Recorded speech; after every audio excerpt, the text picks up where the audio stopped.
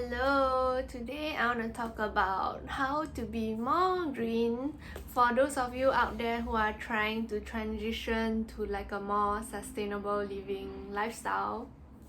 These are very small beginner steps for you. The first very easy step you can do is to order for less portion if you are someone who's like me who always can't finish their carbs. It can be noodles, it can be rice, it can be fries or your sides even. So long as you know that you can't finish it, I think it's only on our part to be a responsible consumer, to order for less so there's zero waste. It's also part of the SDG goals. The second easy thing is to switch to a metal straw.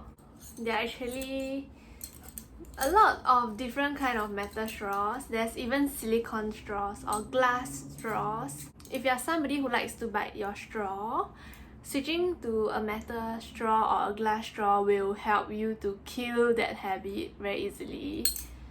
And I mean I'm guilty, okay, because I still drink bubble tea straws and I will still take their straws, but luckily for Liho, like I'm drinking Liho right now, they actually have composable plastic straws, which means that they are totally biodegradable. Yeah, and if you are thinking about the cleanliness, there's no worry about that because they actually give you this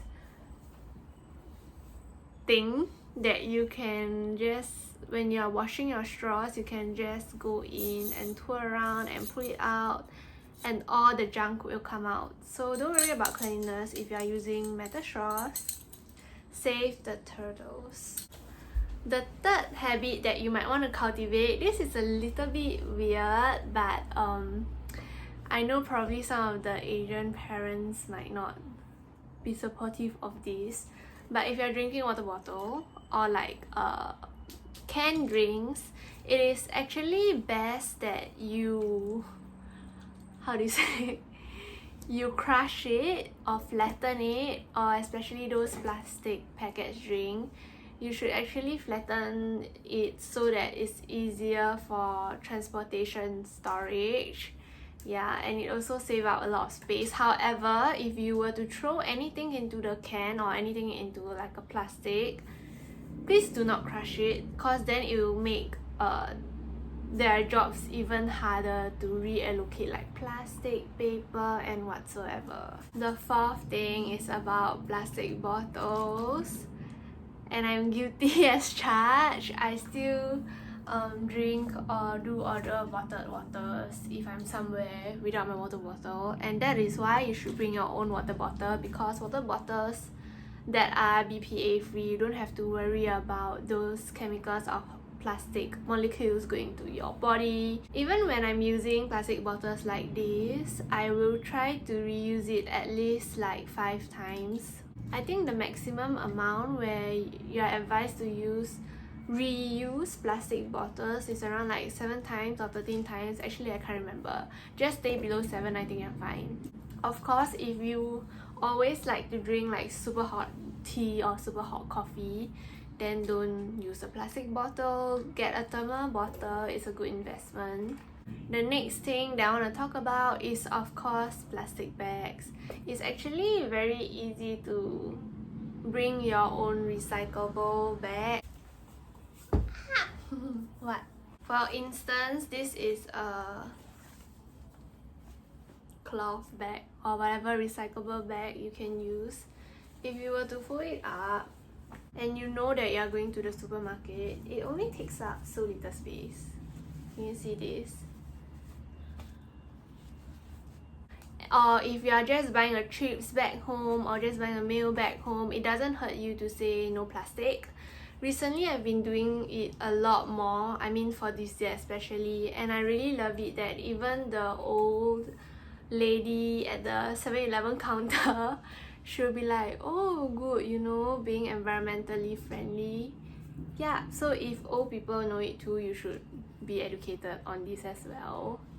The last item that I want to talk about is, might be comfortable with it or not, is about buying secondhand or loaning or leasing. For instance, the other day I just went to the library and I borrowed a book.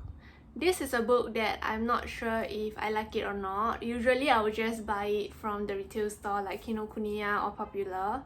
However, now I've been more conscious of buying books because early on last year I just cleared out my whole shelf and just giving away books, and some books that I've read that I don't even like. So why not borrow them? And you can see that in Singapore, so you can tell like borrowed when and due date by when. They actually give you like 2 to 4 weeks at least or somewhere around there to finish your book, which I think is totally possible. If not, you can actually go back to the library to rescan your book again, so they will extend the deadline for you. I think it's just a very good option to loan and to read and to return the book, and they sanitize the book so the next person can read it. And I feel that if it is not like an intimate wear or some sort like that, or like skin tight wear, you might want to consider that option.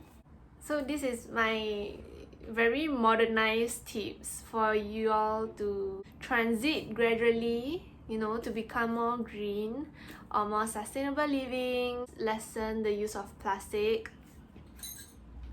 I also want to take this chance to bring in the circular economy. If you don't know what is the concept of circular economy, maybe I would bring you to the concept of linear economy first. So what's happening in this linear economy is that manufacturers, they usually buy in huge quantity, bulk buy at a cheaper price, so they can manufacture products that we need, consumers need. Consumers will buy them after they make them, and after we use it and it's spoiled, it's rusty, or it's irreparable, or even if it's irreparable, we just want a new one, we'll just throw it away. This whole concept assumes that the earth has unlimited resources, which we all know is not true. Whereas a circular economy takes place when the manufacturers or the suppliers take ownership of the whole entire chain process. In a circular economy, the suppliers or manufacturers, they will make some things and they will sell it to the consumers to use it or lease it or loan it whatsoever. And if the consumer, for instance, if I buy a computer or a CPU and it's spoiled, it's rusty, the suppliers or manufacturers would ask the consumers to return the laptop to them, maybe with some rebates or whatsoever or not, and they would take the old computer to repair and revamp and repolish it, and it will turn out to become like a new product for the next consumer to buy it. I'm not the best at explaining circular economy yet, however I'll link some links down below for your reference. Yeah, so this is like the whole concept of how we hope or envision the world is gonna be like. Or if we are shopping outside in like some brands or whatsoever, just look out for the green tag, like a conscious choice or like a, I don't know, you will know when you see it. And yeah, that's all for this video. I hope this is helpful to most of you who wants to know how to transit to like a greener lifestyle. I am not like 100% green or sustainable or whatsoever, however I try. Every time I go to the coffee shop, we do not take straws to put in our drinks. Just open the lid and drink from the cup, it doesn't hurt.